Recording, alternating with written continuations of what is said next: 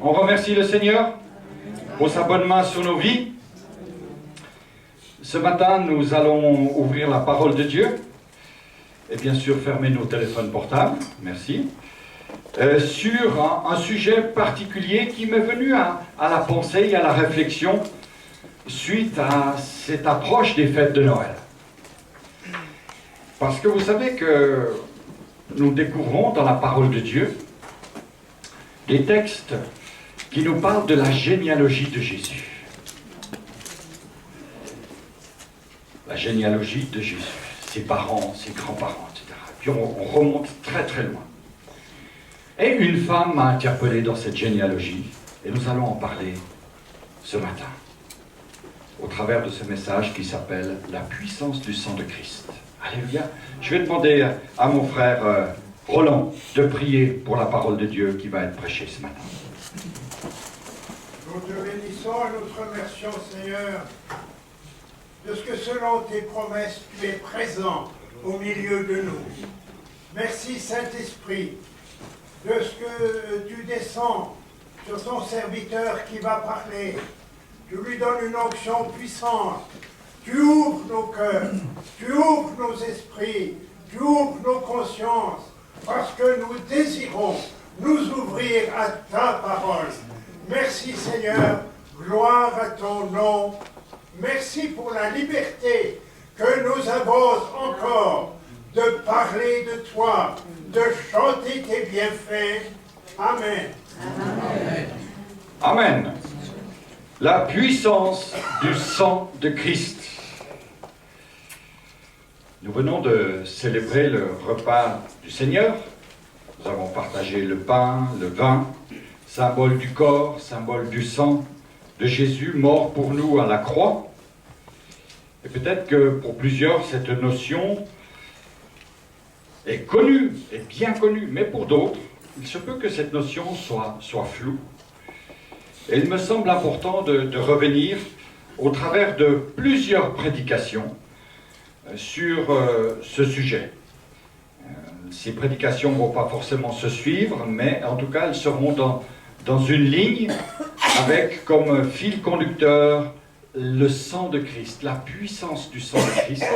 Nous verrons également dans l'Ancien Testament toute la valeur du sacrifice et pourquoi aujourd'hui nous n'accomplissons plus de sacrifice. Nous parlerons aussi, bien sûr, de l'imposition des mains et de l'onction d'huile. J'ouvre une petite parenthèse pour dire, par exemple, qu'il y a un texte dans la parole de Dieu où l'onction d'huile a été faite non seulement avec de l'huile, mais avec du sang. L'huile et le sang ont été mélangés. Et ce sont des textes qui nous interpellent, nous, aujourd'hui, en tout cas moi, qui m'interpellent. Et j'aimerais que nous abordions ce sujet avec sérieux, avec désir de bien connaître, de bien appréhender toute la puissance du sang de Jésus. Je vous propose en introduction 3 textes. Le premier se trouve dans l'évangile de Jean. Et comme nous aurons beaucoup de lectures ce matin, je vous dirai simplement quelle lecture vous pouvez faire avec moi. Et celle-là, c'est une des lectures que vous pouvez faire avec moi. Pardon, ce n'est pas l'évangile de Jean, c'est l'épître de Jean. Première épître de Jean. Chapitre 1, verset 7. Première épître de Jean, chapitre 1, verset 7. Mais si nous marchons dans la lumière, comme il est lui-même lumière, nous sommes mutuellement en communion. Et le sang de Jésus son Fils nous purifie de tout péché. Alléluia. Le sang de Jésus nous purifie de tout péché. Même épître, première de Jean, chapitre 5, verset 6. Chapitre 5, verset 6. C'est lui, Jésus-Christ, qui est venu avec de l'eau et du sang. Non seulement avec l'eau, mais avec l'eau et avec le sang. Et c'est l'Esprit qui rend témoignage, parce que l'Esprit est la vérité. Et puis Hébreux 10, verset 4, que je vais faire très rapidement. Il est impossible que le sang des taureaux et des boucs ôte les péchés. Hébreux 10, verset 4. Parler de la puissance du sang de Jésus, c'est parler d'une vérité fondamentale de la vie chrétienne.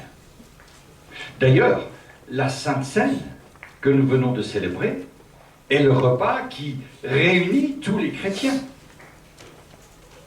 C'est une vérité fondamentale, celle du rachat de nos fautes, celle du pardon de notre péché, grâce au précieux sang de Jésus.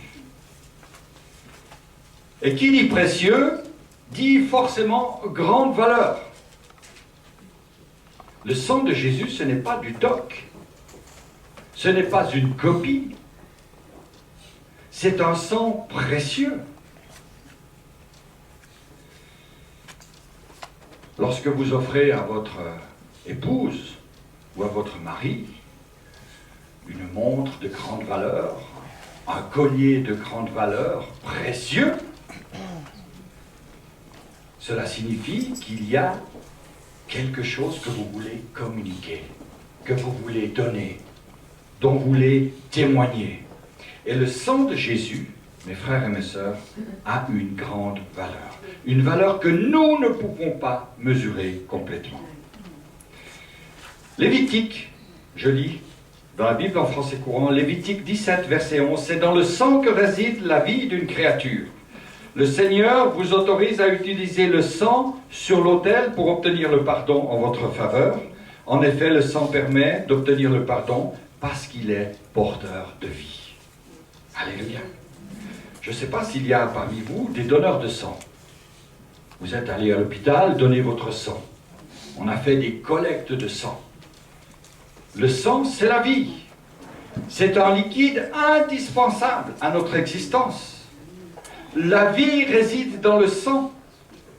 Le sang, c'est la vie. Et le sang représentait la vie si sacrée pour Dieu que le sang d'Abel assassiné a été décrit comme criant vengeance de la terre à Dieu. Et selon la loi de Dieu, la mort est la sanction du péché. Faut-il préciser ici que le péché, c'est manquer le but. Et pour obtenir le pardon de son péché, il était indispensable de sacrifier la vie d'un substitut, de quelqu'un, de quelque animal, pour notre péché. Et cela préfigurait, bien sûr, le sacrifice de Jésus à la croix. On en faisait aussi l'aspersion sur l'autel. Et nous voulons croire que cette aspersion, cette application sur les personnes, sur les objets, avait but de purifier ces objets. Lévitique 8, verset 23. Moïse égorgea le bélier, prit de son sang, en déposa sur le lobe de l'oreille droite d'Aaron, de même que sur le pouce de sa main droite et de son pied droit. Lévitique 8, verset 30. Écoutez cela, c'est le verset que je citais en introduction. Moïse prit de l'huile d'onction et un peu de sang qui était sur l'autel, et il en aspergea qui? Aaron et ses vêtements, puis ses fils et leurs vêtements. Ainsi Aaron et ses fils furent consacrés, de même que leurs vêtements. La valeur du sang. Et par ce symbole, le sacrificateur disait à l'Éternel, l'homme ou le peuple que je représente aurait dû mourir à cause de son péché. Mais le sang que voici prouve qu'une victime a payé à leur place. Une victime a été offerte à la place. Ainsi, Seigneur Dieu, ta loi est satisfaite. Veuille donc pardonner selon ta promesse. Ça, c'était le rite de l'Ancienne Alliance. Dans le Nouveau Testament, selon le dictionnaire biblique, nous retrouvons beaucoup d'expressions telles le sang de Jésus, le sang de Christ, le sang de l'agneau, le sang de l'alliance, le sang de l'aspersion. Et ces expressions sont toutes des métaphores représentant la mort expiatoire de Jésus, sans laquelle il ne peut y avoir de salut.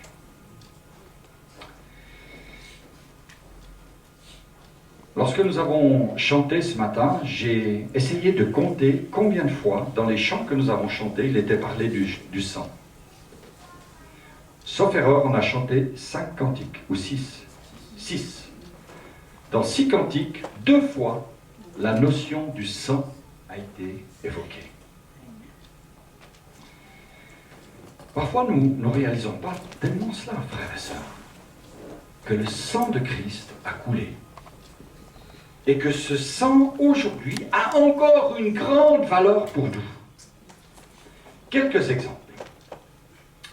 La valeur du sang de Jésus. Ici, je vous donne une liste avec la référence à côté. Le sang de Jésus a une valeur de langage, de parole. Hébreux 12, verset 24. Vous vous êtes approchés de Jésus, l'intermédiaire de l'Alliance nouvelle, et de son sang répandu, qui parle d'une manière plus favorable que celui d'Abel. Le sang parle. Waouh! Le sang parle. Valeur de l'amour de Dieu. Jean 3,16.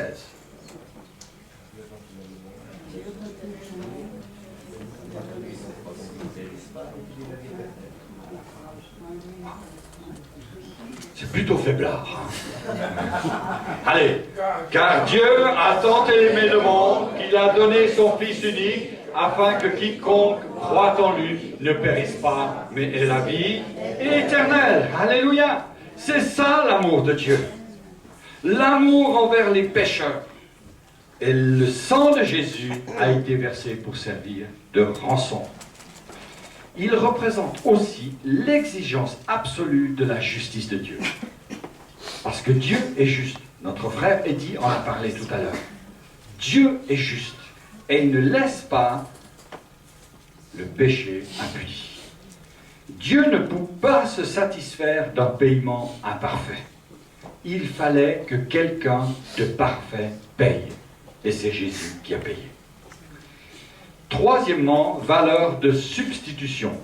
C'est-à-dire quelqu'un qui fait à la place. 1 Corinthiens 15, verset 3, je vous ai enseigné avant tout, comme je l'ai aussi reçu, que Christ est mort pour nos péchés. Christ est mort pour nos péchés. Mon frère, ma sœur, réalises-tu que Jésus est mort pour ton péché?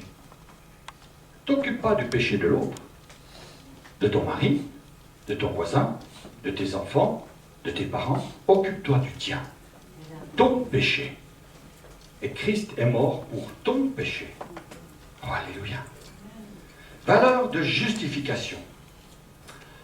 Romains, chapitre 5, verset 9.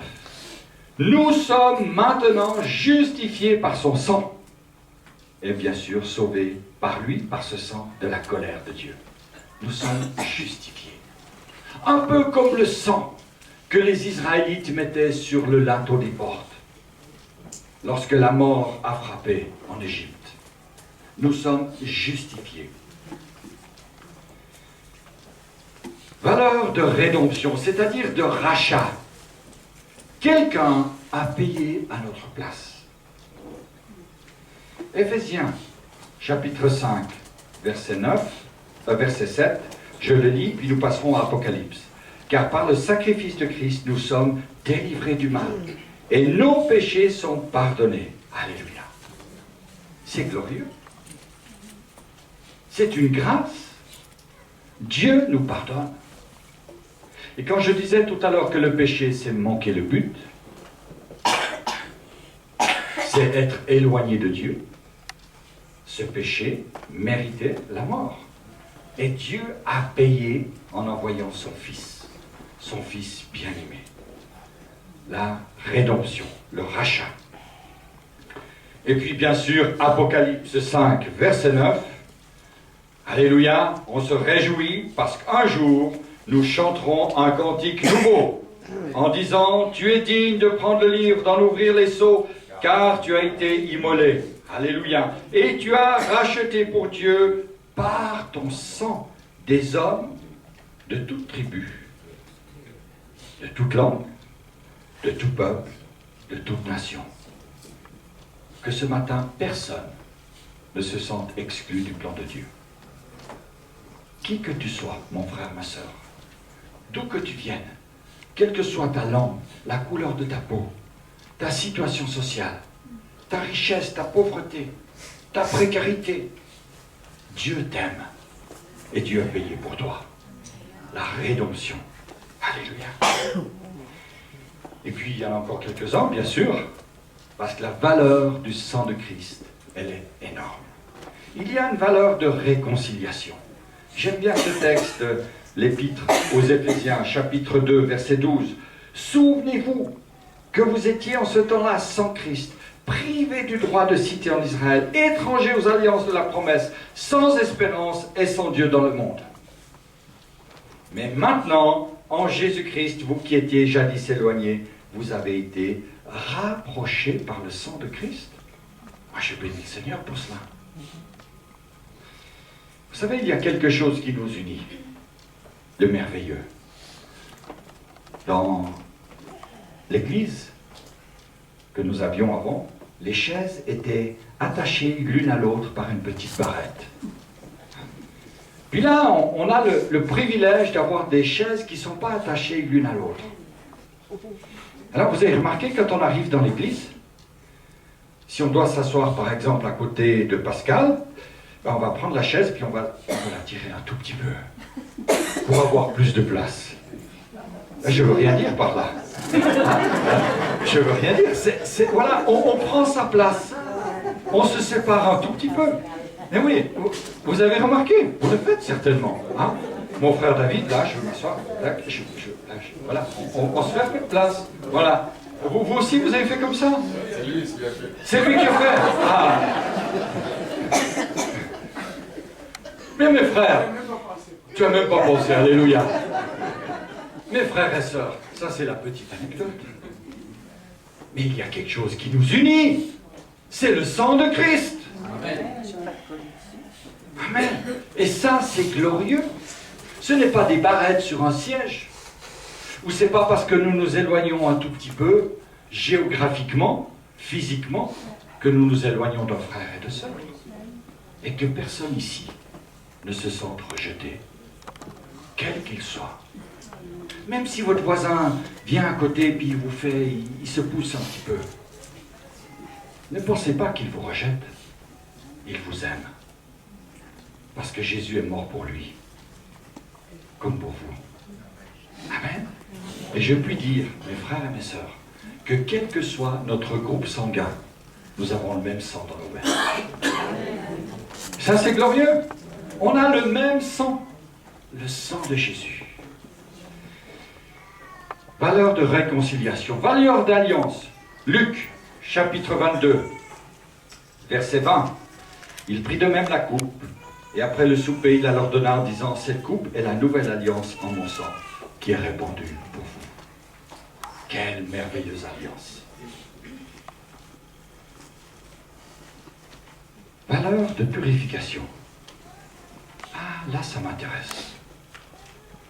Comment le sang de Jésus peut-il aujourd'hui encore me purifier? Qu'est-ce que je dois faire dans ma vie quotidienne, dans ma vie de tous les jours, pour être purifié? Hébreux, chapitre 13, dans la Bible en français courant, versets 11 et verset 12.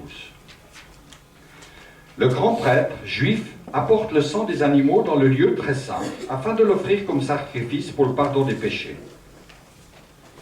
Jusque-là, tout le monde est d'accord. Mais le corps de ces animaux sont brûlés en dehors du camp. C'est pourquoi Jésus aussi est mort en dehors de la ville, afin de purifier le peuple par son propre sang. J'aimerais qu'on revienne à cette pensée de la croix du Calvaire, de la croix de Golgotha. Comme ces animaux qui ont été immolés, qui ont été sacrifiés pour le pardon des péchés du peuple, et dont le corps a été brûlé, détruit en dehors de la ville, Jésus est venu afin de purifier le peuple par son propre sang, et il est mort à l'extérieur de la ville. Cela doit nous parler, mes frères et mes sœurs. Cela doit nous parler dans notre manière de vivre. Et on le verra très spécifiquement avec cette femme qui figure dans la généalogie de Jésus, dont le nom est Rahab. Rahab. On reprendra cela tout à l'heure. Valeur de sanctification. C'est Hébreux 13, versets 11 à 12 que je viens de lire. Valeur d'entrer dans la présence de Dieu.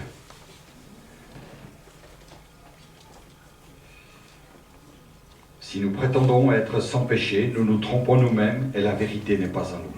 Mais si nous confessons nos péchés, nous pouvons avoir confiance en Dieu, car il est juste, il pardonnera nos péchés et nous purifiera de tout mal. C'est pourquoi le Seigneur Jésus nous encourage, au travers de la bouche de l'apôtre Paul, à nous examiner nous-mêmes avant de prendre le repas du Seigneur. C'est moi-même qui examine ma vie, afin de pouvoir recevoir ce pardon et entrer dans la présence de Dieu. Le sang de Jésus, ce n'est pas quelque chose qui vient par automatisme. La Sainte Seine, ce n'est pas un acte de religiosité. La Sainte Seine, c'est un acte profond que nous faisons dans la présence de Dieu. Le sang de Jésus a une valeur de délivrance. À celui qui nous aime, qui nous a délivrés de nos péchés par son sang. C'est un cantique que nous chantons souvent. Il nous a délivrés de nos péchés par son sang. Pas par une religion, pas par des vains discours, mais par son sang. Réjouissons-nous de la valeur de victoire sur le diable. Amen. Alléluia. Ils l'ont vaincu, Apocalypse, verset 11. Apocalypse 12, verset 11. Il faut rajouter un ici. Ils l'ont vaincu à cause du sang de l'agneau et à cause de la parole de leur témoignage. Alléluia. Ils l'ont vaincu à cause du sang de l'agneau. Lorsque j'étais jeune prédicateur, il y a très très longtemps, je me souviens que mes enfants à la ferme, ils avaient un petit mouton. Et ils aimaient bien ce petit mouton. Je crois qu'ils l'appelaient Carotte, c'est ça? Cornichon, pardon. Il s'appelait Cornichon. Merci, David. Et puis, ce petit agneau, il buvait, il avait plus sa maman, donc on le nourrissait au biberon. Alors, on l'appelait, et puis il venait, et puis il suivait le biberon. Et un jour, j'ai présidé la Sainte Seine. Alors, je ne dis pas que dimanche prochain, il faut faire la même chose. Hein. Mais je présidais la Sainte Seine, et le Seigneur a mis cette pensée sur mon cœur. Et je suis venu à l'église avec Cornichon. Alors Cornichon venait là alors que je présidais la Sainte Seine, et le petit agneau tout blanc, tout pur, il est venu là, près de la table de la Sainte Seine. Je lui dis, mais imaginez maintenant qu'on va sacrifier cet agneau. Alors bien sûr, tout le monde a crié au scandale, les enfants sont juste, ils ne sont pas cachés sous les robes de maman. Hein. Imaginez, mes frères et sœurs, le sang de l'agneau. Et cet agneau céleste, ce n'est pas un agneau de tous les jours. Ce n'est pas un agneau du troupeau. C'est notre Seigneur Jésus, pur, sans tache. La Bible nous dit qu'il a été mené à la boucherie et qu'il n'a rien dit. C'est des crève-cœurs quand vous devez mener un agneau à la boucherie. Jésus a été mené à la boucherie. Il n'a pas ouvert la bouche. Il a été mis sur la croix du calvaire. Et là, il s'est écrié, tout est accompli. Père, pardonne à ceux qui font. La victoire sur le diable. Alléluia. Rappelons-nous quand le diable nous attaque, que le sang de l'agneau nous purifie de tout péché et qu'il nous donne la victoire. Ils l'ont vaincu à cause du sang de l'agneau. Valeur de nourriture spirituelle. Jésus leur dit, dans Jean 6, verset 53, « En vérité, je vous le dis, si vous ne mangez la chair du Fils de l'homme, si vous ne buvez son sang, vous n'avez point la vie en vous-même. » Verset difficile, parole difficile. Nous ne sommes pas des cannibales. Et pourtant la Bible nous dit, mangez son pain, sa chair, et mangez son sang, buvez son sang. On va y revenir tout à l'heure. Une merveilleuse valeur. Alléluia. Maintenant, nous avons vu quelques textes qui relèvent ces valeurs, les valeurs du sang de Christ, et j'aimerais attirer notre attention, dans cette introduction générale, sur l'excès du symbolisme, voire même, je m'excuse si je vais vous froisser, mais la superstition évangélique. La superstition évangélique qui peut entourer le sang de Christ. Il suffit d'ailleurs pour s'en convaincre de lire les nombreux articles traitant la vertu des gouttes de sang de Christ trouvées sur telle ou telle pierre ou sur tel et tel vêtement. Je suis allé sur Internet pour préparer ce message et j'ai vu une quantité d'articles sur les gouttes du sang de Christ, avec des choses effrayantes. Alors n'allez pas regarder, ça ne vaut pas la peine, c'est à mettre à la poubelle. Parce qu'il y a de la superstition. Afin de donner corps à mon propos, je veux prendre ce matin l'exemple de Rahab. C'est un récit biblique connu, dans lequel apparaît en filigrane la valeur du sang de Christ. Mais ici, ce n'est pas le sang qui a sauvé cette femme, pécheresse, prostituée, vivant dans une ville de rébellion, mais c'est sa foi. Il y a donc une règle essentielle à ne jamais oublier: la puissance du sang de Christ, la puissance du sang de Jésus ne se manifeste que lorsque notre foi est mise en action. Je me permets d'insister sur cette affirmation afin qu'il n'y ait pas de confusion dans notre marche chrétienne, dans notre vie chrétienne. La puissance du sang de Jésus ne se manifeste que lorsque notre foi est mise en action. Vous avez corrigé. Merci. Lorsque notre foi est mise en action. Nous allons faire 2 lectures pour parler de cette femme, de Rahab. Dans Hébreux 11, chapitre 31, Hébreux 11, verset 31, ce texte nous parle des héros de la foi. Et il est bien dit ici, l'auteur de ce texte nous le souligne, c'est par la foi que Rahab, la prostituée, ne périt pas avec les rebelles parce qu'elle avait reçu les espions avec bienveillance. Et puis Josué, plusieurs versets dans le livre de Josué, vous pouvez lire avec moi, cherchez ce texte dans l'Ancien Testament, un texte connu bien sûr, Josué chapitre 2, on prend le verset 18. À notre entrée dans le pays, attache ce cordon. Il s'agit donc ici des espions qui donnent ce conseil à Rahab. Attache ce cordon de fil cramoisi, qui est la couleur rouge, pourpre, la couleur du sang.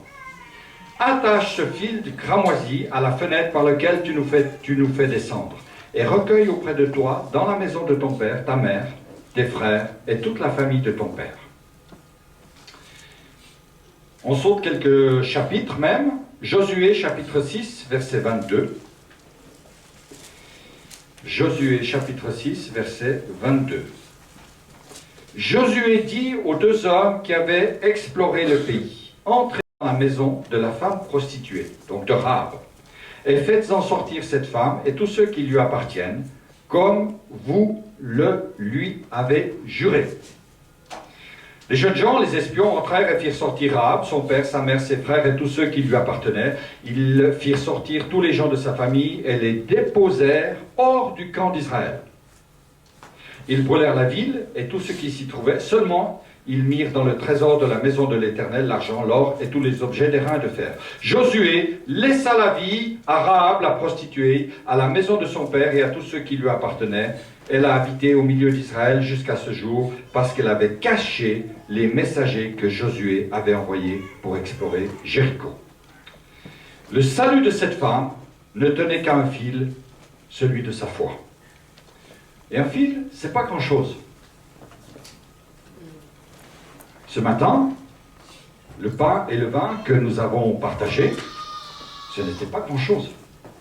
Un petit morceau de pain sans le vin, une petite goutte de vin, ce n'était pas grand-chose. Et pourtant, une valeur extraordinaire.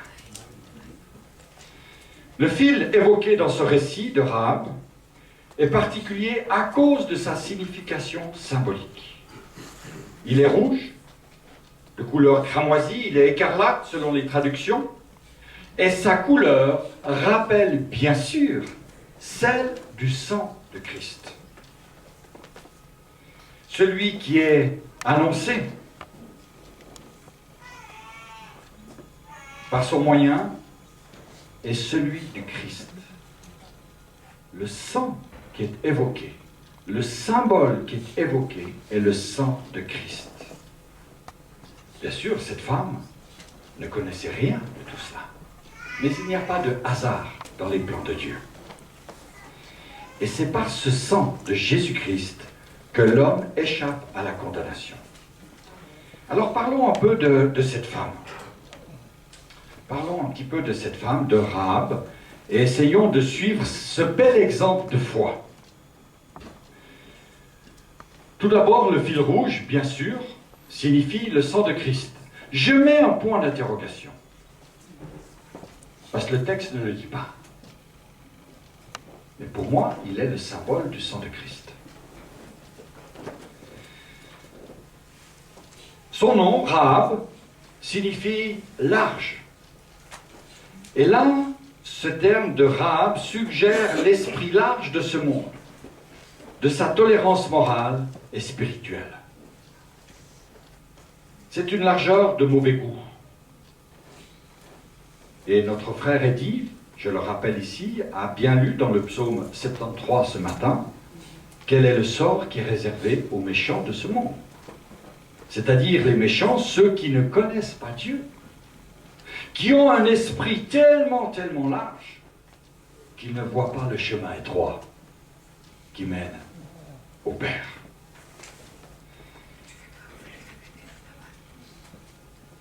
Sa maison, sur la muraille. Sa maison sur la muraille. Elle vit sur le rempart de Jéricho. Je dis bien Jéricho. Aujourd'hui, Jéricho est un endroit où il ne fait pas bon se rendre.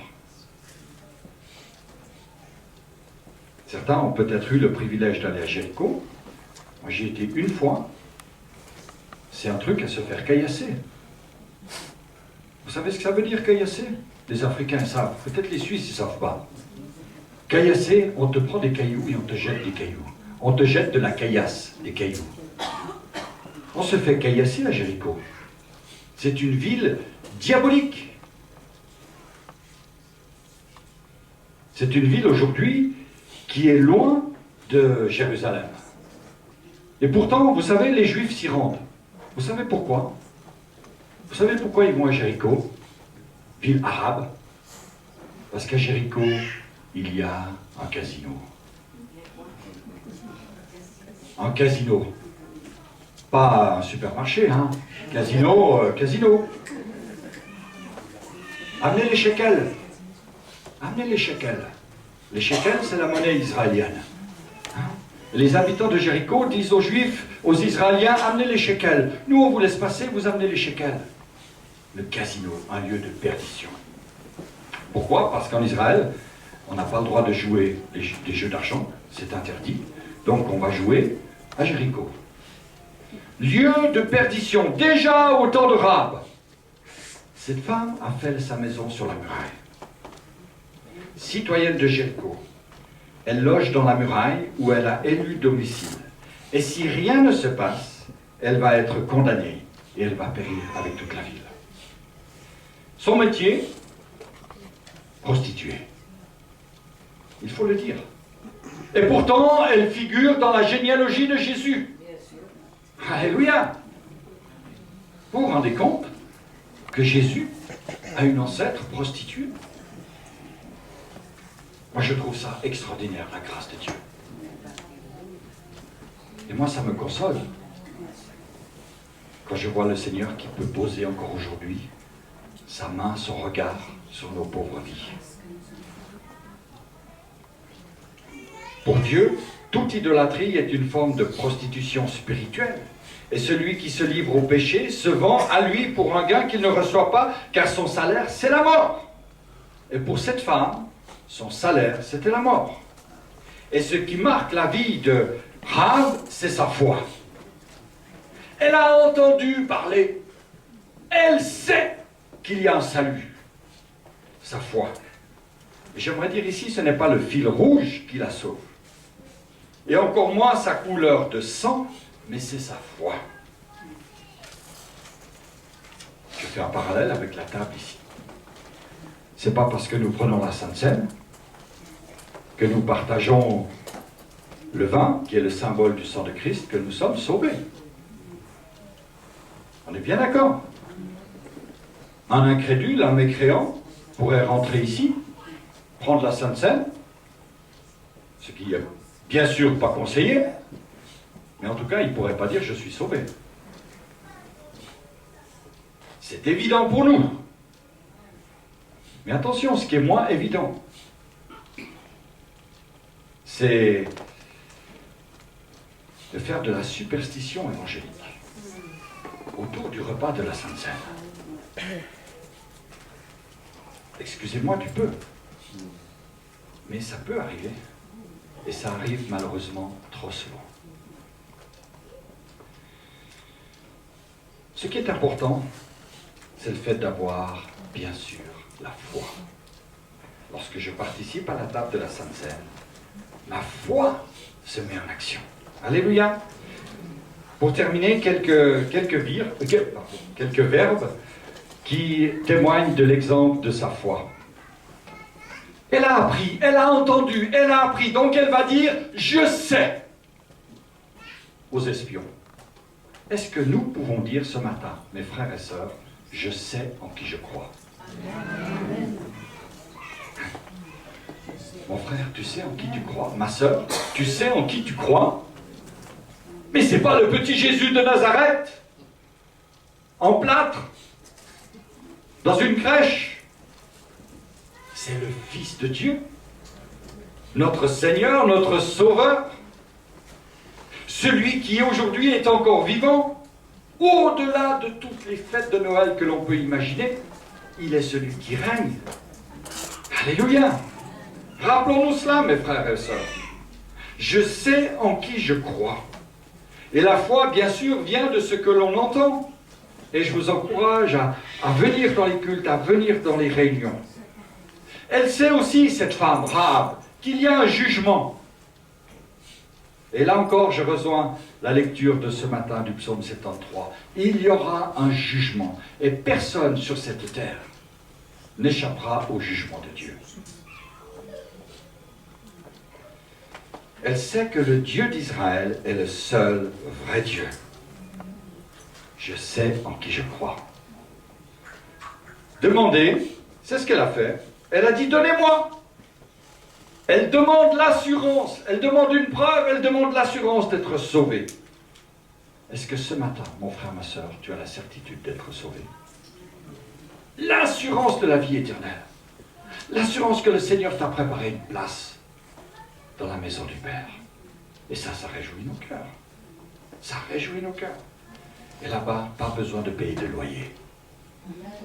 Le Seigneur a payé. Notre place, il l'a payée par son sang.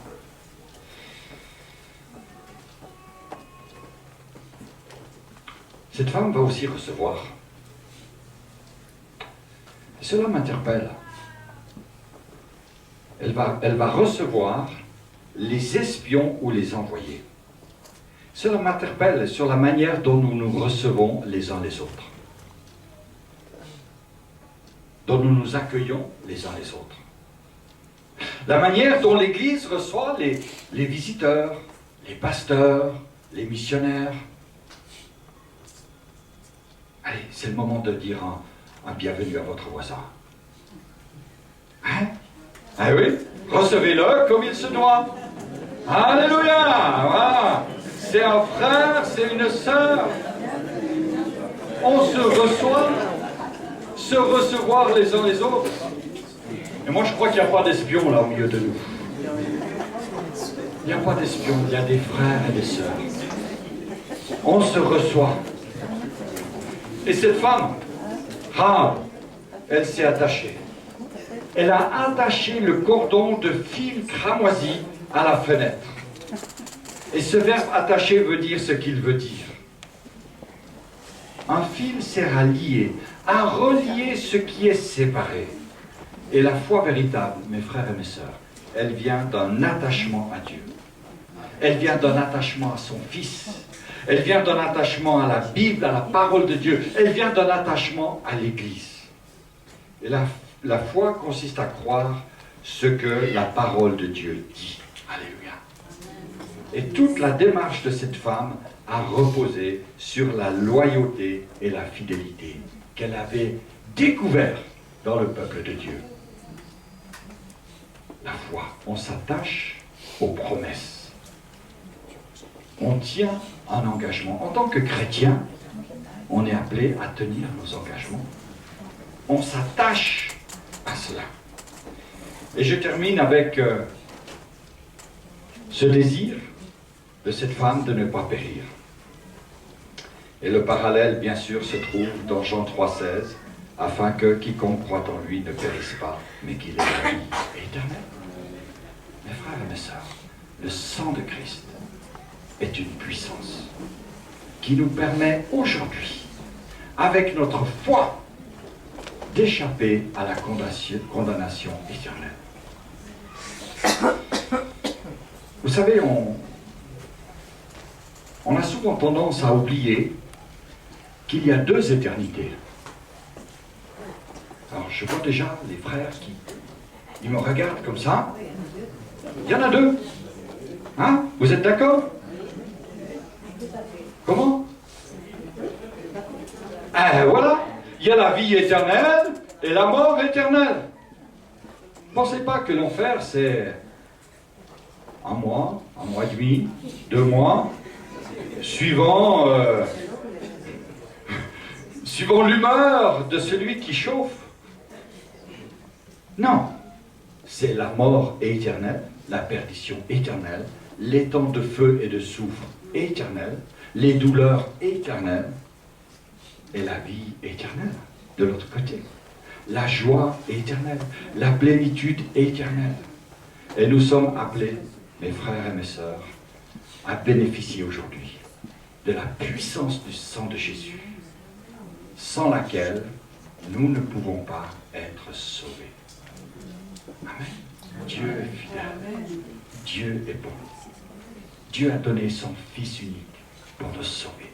Son sang a coulé pour nous donner la vie éternelle. Ne négligeons pas un si grand salut. Nous inclinons nos cœurs et nous prions. Seigneur, merci. Merci pour cette femme de foi. Merci pour Rahab.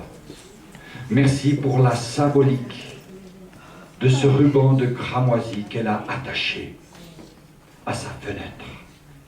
Seigneur, aujourd'hui, nous voulons nous attacher à toi. Amen. Nous voulons réaliser, Seigneur, que ton sang a encore une grande valeur. Et nous voulons, Seigneur, te dire merci pour ton sacrifice à la croix du Calvaire. Merci parce qu'encore aujourd'hui, nous pouvons goûter à ce si grand salut. Seigneur, renouvelle chacun, bénis chacun, étends ta main de grâce sur chaque vie, sur chaque famille que nous représentons ici. Que ton sang précieux, Seigneur, soit une réalité pour nous aujourd'hui, spécialement dans ce temps de Noël. où nous avons tendance à oublier la croix. Mais Seigneur, tu es passé par la croix. Tu es passé par la mort. Tu es ressuscité. Et aujourd'hui, tu nous donnes la vie. Parce que tu as tout fait cela par amour pour nous. Alléluia. Amen. Amen. Amen. Gloire à Dieu.